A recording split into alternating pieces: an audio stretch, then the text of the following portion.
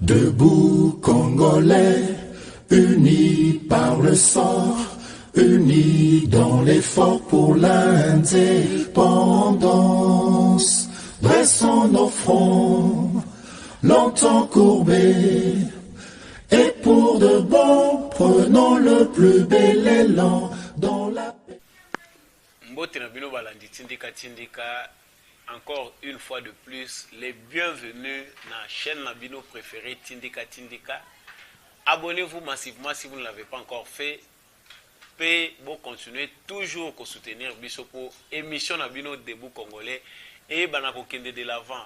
Debout Congolais, Balobi Bana Congo, il faut tout élément. Ils ont dit que les Congolais n'ont pas la conscience que contribution na yé ezali plus importante pour la bonne marche ya mboka na ye. Contribution ya Congolais nyonso ezali importante pour mboka ye ba kokende liboso. Mboka etonga mamaka na président ye mon côté. Le président a ses responsabilités, il a son serment, mais aussi na citoyen nyonso ya mboka ya Congo ayeba na kosala o ezali par na ye ya responsabilité pour mboka ayeba na kokende liboso. Merci na Papi Kelly na Rifin Kisombe.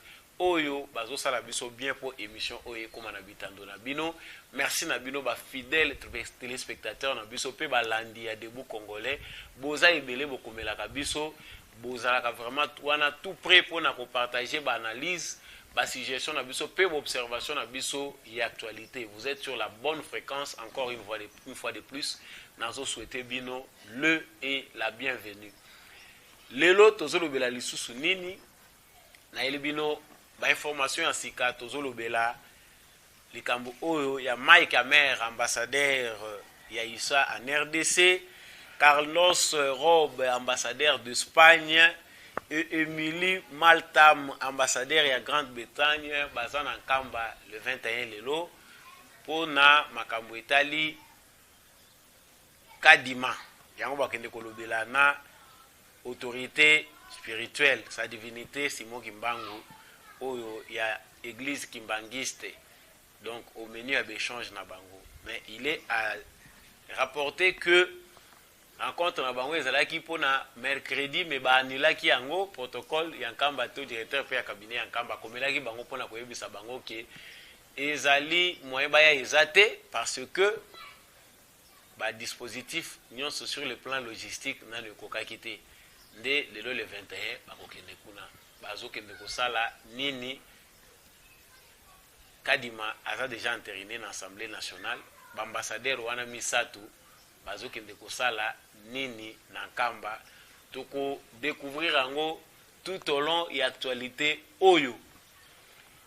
Martin Fayulu lobby na point de presse na ye que Félix Tshisekedi a installé dictature bana Congo batelema, a lancé appel na front moko contre bateau nyonso ba ennemi à nation, contre dictature ya Tshisekedi.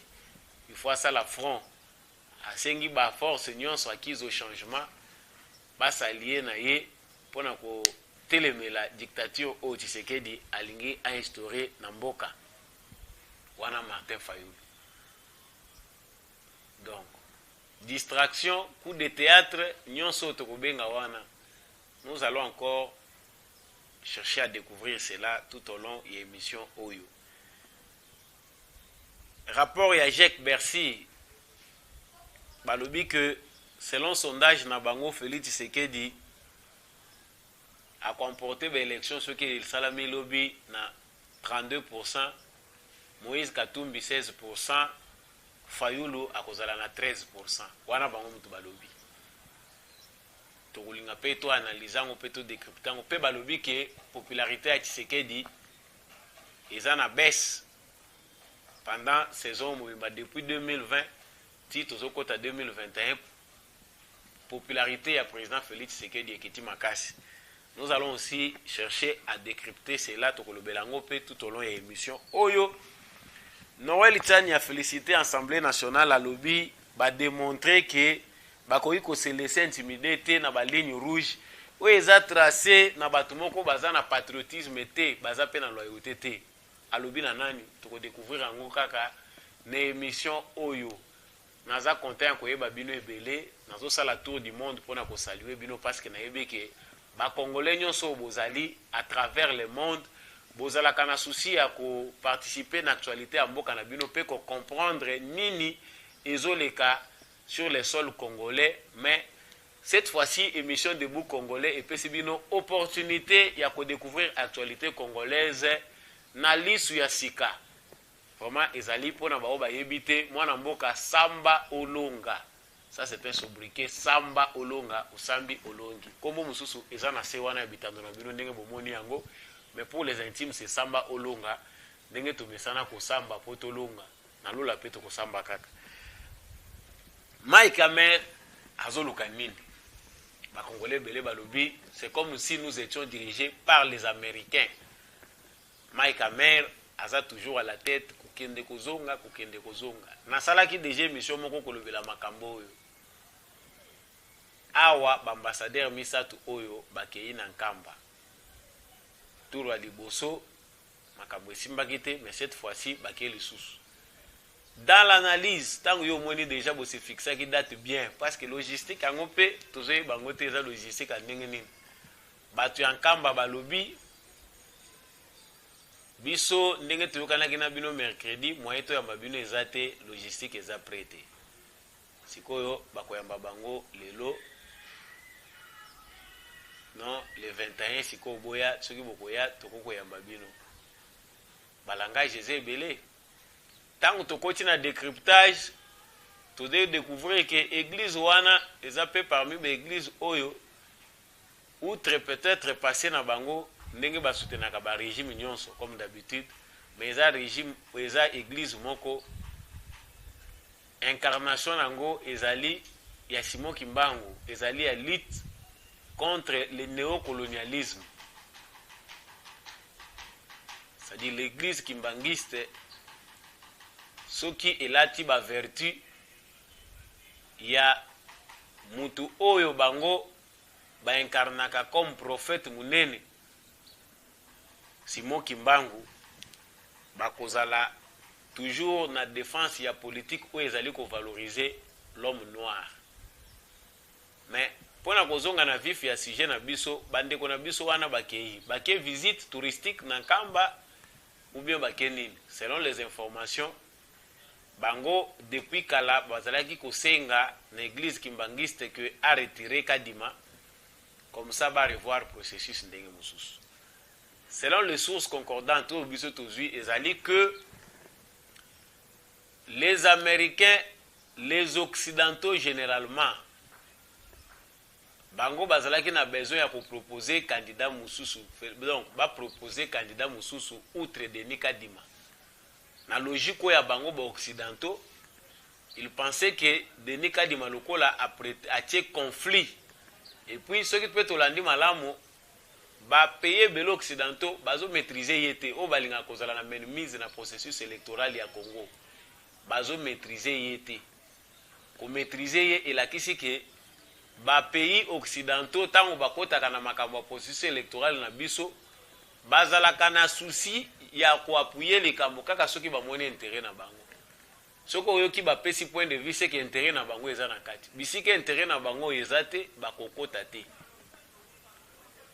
Mais koya ya Félix Tshisekedi ndenge tolobaki yango awa et apporter ba réalité ya sika.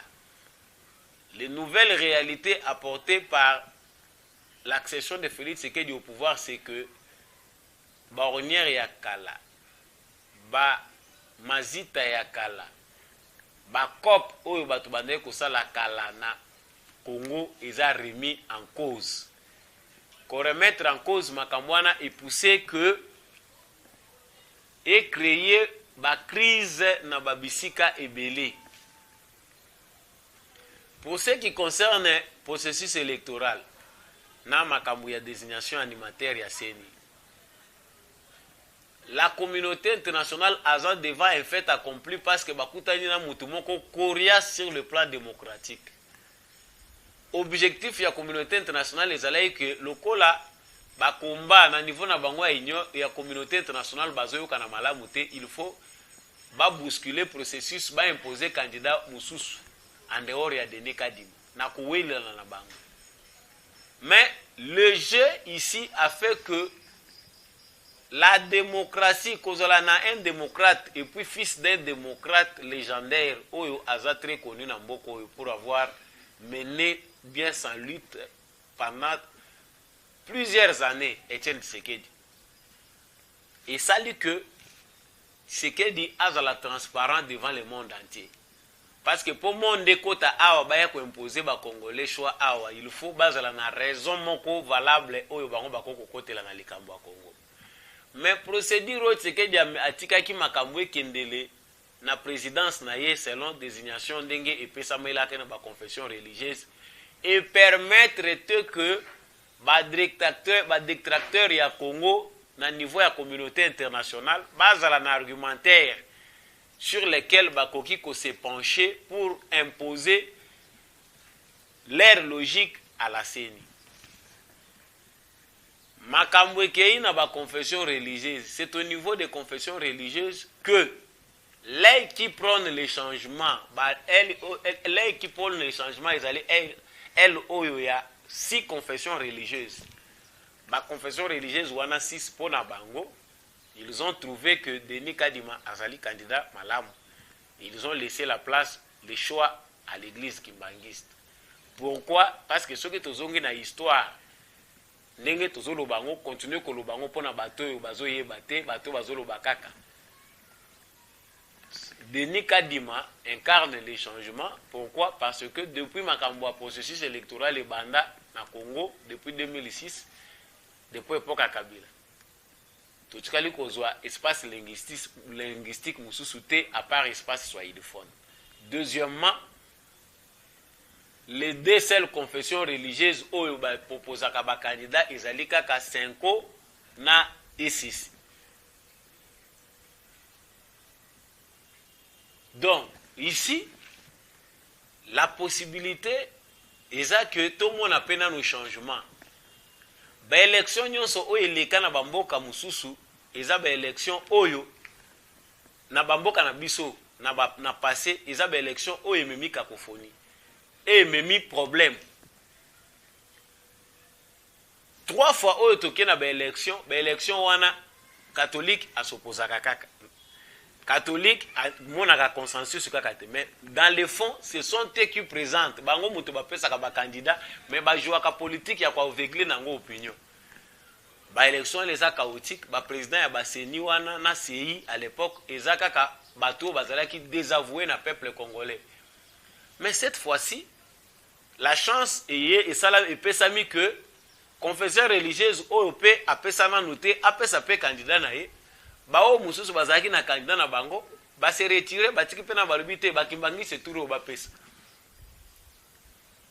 Et les blancs comme d'habitude ba occidentaux pour eux ba qui bazo contrôler ka makambo. Dans cette crise là ils viendront nous imposer comme d'habitude ndenge bakendaki bakuta ina basango bakuta ina bato ya SCC mais ba ki ke tango crise eko s'amplifier ils auront le contrôle. Mais ici pourquoi Denis Kadima est devenu incontrôlable et pourquoi Mindele bakokite ko s'imposer na façon oyo bango balingaki ba s'imposer? C'est parce que devant le monde entier, l'Assemblée nationale, le président de la République a été transparent et clair. Et ça qui était logique à Joseph Kabila Azala qui a fond, mais Tshisekedi n'est pas à fond par rapport au processus électoral. Dès le début, depuis à l'obéla qui m'a cambié processus électoral, à l'obagi qui souci na bisonion, c'est ali que tous au processus électoral ya malam, ben élection moko ya malam, ou ekoza la contester te, to repenser ndenge nini toko réorganiser système électoral na biso. Il s'est exprimé en ces termes-là devant ba député. Mais le kola bato balinga ko piéger, balinga ki ndeba pousser Tshisekedi à l'erreur pour ba lo ba Tshisekedi a salibu. Mais devant un fait accompli, la communauté internationale a moni balobi ba preuve parce que ça s'est dit même aux États-Unis. Il y a un sénateur américain qui a parlé aussi à ba soupçon, à ba corruption, ils ont pesé sur certains candidats. Mais dans le monde entier, on sait que tant bazolo balikambo en termes de justice et de vérité, il faut avoir des preuves pour accuser nango mutu. On a cherché partout, ba mona wapi ba preuve oyo ba présenter contre Kadima oyo ekoki ko servir de prétexte pour éloigner la candidature de Kadima. Parce qu'il ne suffit pas seulement ya ko écarter mutu, mais il suffit ya ko prouver ba raison oyo ezali ko lakisango. On ne peut pas frustrer l'église kimbangiste oyo proposer Kadima, on ne peut pas non plus frustrer les Kasaïens oyo bamoni pende kona bango moko abimi na seni. Ça dit faut raison moko bima normalement oyo ko sala que to écarter Denis Kadima. Et la communauté internationale a tenté sa diplomatie pour convaincre les 6 confessions religieuses baboyaki. Il y a une branche de la communauté internationale qui a demandé na catholique na ECC que il faut que se donner na makambo etali observation électorale. Beaucoup de rôle ya ba politiciens té. Laissez maintenant les politiciens faire leur travail. Mais loko la bango moko pe bato catholique na bato ECC basi ba koma ba politiciens baboyaki koyoka. Ici, ce qui est important à savoir par rapport à Makambo Ezole Kanankamba Ezali que la communauté internationale n'a pas la maîtrise sérieuse de Makambo Ezole Kana processus électoral dans le Congo. C'est-à-dire, ces candidats-là abîmeli bango de manière incontournable. Même les Américains, ils auront la maîtrise. Mais Denis Kadima apparaît incontournable. C'est-à-dire, qu'est-ce qui s'est passé pour qu'il soit si incontournable? Parce qu'aucune logique. Et le président de la République va entériner, au nom de la démocratie, au nom de la vérité, choix ewana oyo Assemblée nationale a sali. Parce que bamususu bapesi comparaison ndenge turubaki na élément passé. Bazoloba o azali ndenge moko na procédure ya Ronsard Malonda, pourquoi le président de la République a entériné, il va pousser le pays au chaos. Ceux qui veulent le chaos, bateau baza ko prédire chaos. Le chaos, c'est dans leur pensée, dans leur façon de raisonner que le chaos existe. C'est par rapport à leurs intérêts que le chaos existe dans le Congo. Il n'y a pas un chaos par rapport à la désignation de Kadima comme président Yasseni. Donc, voilà un peu façon Oyobiso, il faut comprendre le processus. Maintenant, quand ils n'auront pas gain de cause, parce que le tourisme, parce que quand Mbappé va s'allier na force et changement, baza na katia batu oyo baza na volonté et détermination ya ko réparer l'erreur ya passé pour que changement ekota na mboka. Il ne peut pas céder à une pression de soi-disant des ambassadeurs parce que ça ne se fait dans aucun pays. Ceux qui s'indignent ont toutes les raisons de s'indigner parce que ça le makate que machine électorale ya mboka moko boye. C'est que bazo coloniser bino na processus électoral na bino. Voilà encore des raisons qui fait de Denis Kadima que Denis Kadima azala de plus en plus incontournable par rapport au processus électoral. Donc ceux qui s'annoncent à mauvais perdants, bazo ko arriver à contrôler te makamwezo le kana na seni, bazaki na ambition ya ko contrôler seni pour seni comme lokola iloko na bango, bazala na garantie que na 2023 nous avons tous les moyens de chantage. Pour na kosa ila Tshisekedi chantage, nous avons tous les moyens ya ko créer ba crise na Congo. To comme na biloko ya to comme na seni ote to retarder de nini publication ba résultats, oh il y a eu des corruptions, oh il y a eu ceci, les biloko mindele ba préparaka ba crise pour ba ya ko maloko ba sauver. Et là, on comprend ici que c'est un piège de la communauté internationale que vient de déjouer Félix Tshisekedi et les institutions en place. La communauté internationale a champion à la crise pour ba sauver. Alors au Congo, on a pris le temps. Nous avons un président très sage au agir. Mboso a été sage, il a invité la communauté internationale Mobimba Baya, bata la conflit où ils ont opposé la confession religieuse. Avant d'entériner les choix, il y a Denis Kadima. Moutou moko ta ko condamner ba institution na moment oyo parce que ba etalaki bango processus électoral nyonso na retard où eza causé à cause ya manœuvre ya ba confession religieuse. Donc comprenons ici que c'est une aventure montée de toutes pièces et c'est un complot aussi de la part de quelques membres, pays membres de la communauté internationale oyo na souci na bango balinga ko inventer ba crise pour ba bima lokola ba sarper pompier ba continuer ko piller ba mboka na biso. C'est ici le moment ya ba Congolais tous à la sage. Nous les Congolais tous en abisso contre Denis Kadimate, mais il y a une frange de notre population congolaise oyo basé encadré na kati ya basango bato ya Moïse Katumbi bato ba Fayulu oyo bazomona Denis Kadima lokola menace pour na intérêt na bango. Le problème ici n'est pas Denis Kadima parce que visiblement tozo belangwa to kota pena point ya ba sondage et salami visiblement Félix Tshisekedi n'a pas de concurrent na ba élection prochaine. Parmi bato baza ko prétendre kozala ba concurrent Tshisekedi moko na bango les gens comme Katumbi ce sont des gens à passer sombre passer oyo et contribuer na destruction ya l'état congolais. C'est qui? Fayulu. Les Congolais savent mieux comprendre maintenant aujourd'hui ba Congolais sérieux ba yebi que c'est versatile là n'a pas le temps de diriger le Congo azana ora wana te ya koyokana na ba province ya Congo. Ça, c'est une aventure de mauvais goût. Et candidat à la FCC, toi, Rosala Wapi. C'est que les Congolais attendent de Tshisekedi Ezali accomplissement de la promesse. L'opposant de Tshisekedi ici, c'est la misère des Congolais. Tshisekedi a soulagé la misère des Congolais. Beaucoup de monde na Congo opposition et Zanangoti. Les sondages de Bercy, Tshisekedi a 30. D'ailleurs, le sondage a toujours contesté en haut. Ceux qui va continuer à profondeur, 16% Katumbi wana na ngote, 13% wana pesa na ngote. Vous verrez que visiblement aux élections, devant les vraies élections, Tshisekedi a les chances de les emporter à 80%. Pour les Congolais normaux, et l'autre va prendre les alliés patience vis-à-vis de Tshisekedi pour à renaître, à faire renaître l'État congolais, pour na place na yi. Les restes, ce sont des gens qui veulent nous embrouiller inutilement pour nous collecter la bise autant. Tiens, peut à lobby, félicitations à l'Assemblée nationale. Merci à l'Assemblée nationale parce que vous avez quand même temps à comprendre que beaucoup qui se laissé faire na ba ligne rouge ba fixer bino. Là, il répond à Katumbi, selon son tweet. Les vrais Congolais, nous devons être debout. Tout se laisser faire na ba caprice ya ba individu moko. Oyo, la logique na bango, c'est leurs intérêts, mais bazo se voiler, babima na presse pour manipuler les faibles, pour faire comprendre les Congolais que c'est nous qui sommes les sauveurs. Bato, ba uti ko piye mboka pendant 18 ans, c'est-à-dire, miel na bango lokola ba retango, nanu ba lembite, bazana besoin ba ya kozonga na exercice. Il n'y a que les idiots, il n'y a que les amnésiques, nde mutu ba kozala prêt ya ko accepter choix ya ndenge wana ya koyamba. Batu oyo ba bomi l'état congolais.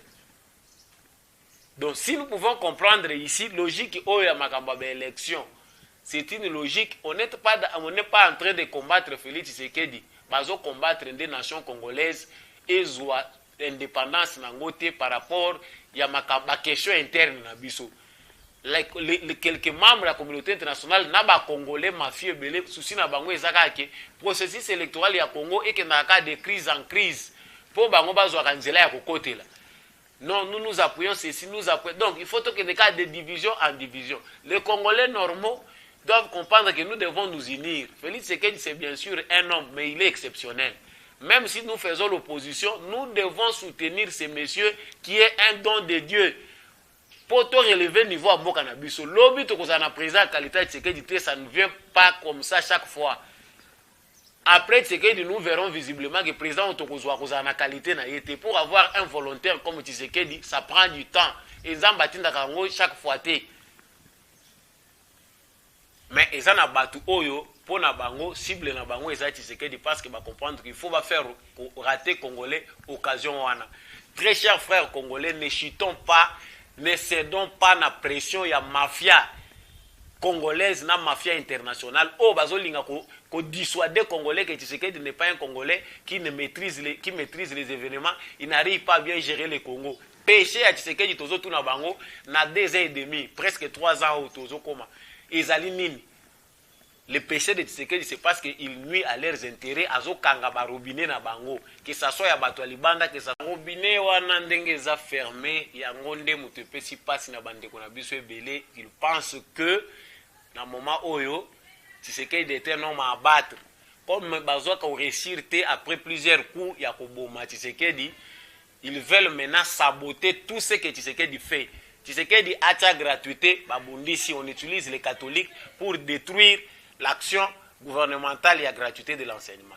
Tshisekedi alinga kitisa bien surgelé, on utilise les sociétés, oui, c'est comment yango ya Kabila, l'économie congolaise, comment ya Kabila na Balibanais, on utilise ces sociétés-là pour fragiliser l'action gouvernementale. Toute décision que Tshisekedi va prendre, il y aura toujours des gens préparés à saboter cela. Et lui aussi, Tshisekedi a été préparé pour ça. On ne combat pas Dieu. Bato bazo kanisake, bazo combattre Tshisekedi, bazo combattre Ndenzambe. Parce que si cela répondait à la logique, il y a des malfaiteurs, il y a des intérêts, il y a des... Tshisekedi ne serait jamais devenu président de la République. Mais parce que chaque chose a son temps, avantage au président Félix Tshisekedi Azanango, c'est l'avantage du temps, du moment. Bah, esprit éveillé, bah, il dit que c'est le moment du Congo. Et nous devons être éveillés pour ça. Nous devons contribuer pour toute la nation à Bino, nation à Bisso, na rang ba nation forte. Mais il y a des forces du mal. Oyo basangani. Quand moi je dis là, il faut être la claire. Ba clergé catholique, ba toi SCC, les gens du FCC, ba kabilistes, ba toi Katumbi. Ce sont des forces du mal mobilisées avec un plan de sabotage pour freiner l'élan et à faire avancer le pays. Et ça, nous devons comprendre ça comme ça. Ils ne nuisent pas à Tshisekedi. Parce que Bango souci na Bango Tshisekedi a échoué. Supposons que Tshisekedi échoue, c'est pour que le Congo soit toujours dans la misère. Ce sont des forces du mal. Congolais, réveillons-nous. Si nous voulons aider notre pays à avancer, ne cédons pas à la manipulation. Vers les autres tambola, on s'achète des jeunes, on s'achète des communicateurs, on s'achète des politiciens pour étouffer l'élan du changement.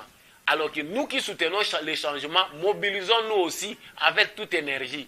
Les millions de Congolais, armés ou nénés, la volonté de tout un peuple, c'est une armée, plus que les chars de combat, plus que les billets verts où ils ont circulé. Les gens là n'ont pas l'argent ou Congolais. C'est notre conscience qui doit permettre à la nation d'aller de l'avant. Ce qu'on s'appelle une émission Oyo, contribuer à la campagne des boucs congolais pour tout éveiller la conscience endormie à certains de nos frères, pour tout aider les faibles, les lumière, obscurantisme et l'ongouan esprit à les Congolais, tout là, tout l'ongouan ignorance, puis tout connaissance, tout changer la mentalité na biso. Merci à l'équipe technique qui a accompagné Ndeko Chako, Ndeko Mike, qui a technique. Merci encore une fois de plus à Papi Kelly, à Rifin qui sombe. Merci à Bandeko qui a interagir na biso. Pesa voisin émission Oyo, partagez yango, likez et abonnez ceux qui s'abonnent. Bye et prochainement.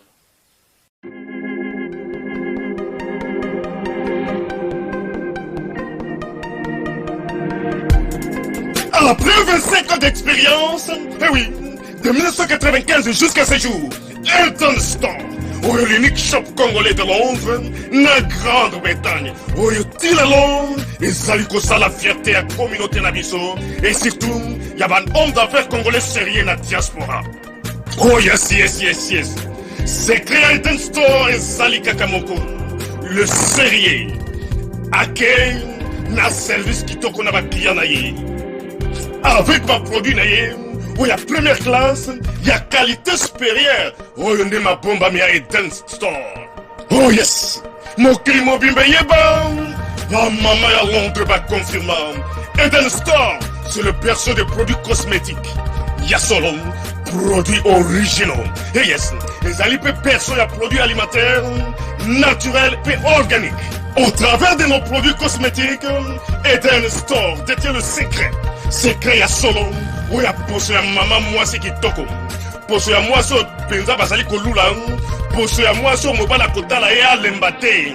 Poso soko tamboli masanga sima. Eh oui, yango ne ba produit ezoteka na kati ya Eden Store. Na ba produit alimentaire. Oya Eden Store, yango de secret ya cuisine ya mama congolaise. Eh oui, nyonso ko se pensa mobali na yo ezali.